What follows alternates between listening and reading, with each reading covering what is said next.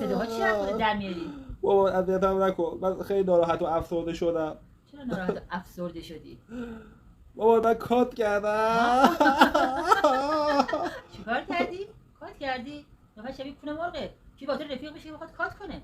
کات کرد. خواهی اصلا دستشوی بیام الان. نه تنها نبیا. یعنی چی تنها داری؟ خب چند تایی بده. بذار ما هم بیایم اونجا کونه تو بشوریم. و الان حالت خوب نیست، افسرده‌ای، کات کردی. کات کردم. بله.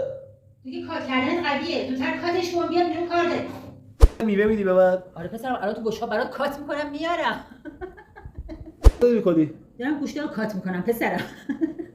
یه دونه قیچی شده نونا رو ببرمشون. نه پسرم، فقط با کاتر. با شروع نکن دیگه. یه قیچی بده. نه عزیزم، با کاتر. آره آبجی، خدا رو شکر ما هم خوبیم. فقط این بچه‌م رساوریه، چند وقت حالش خوب نیست.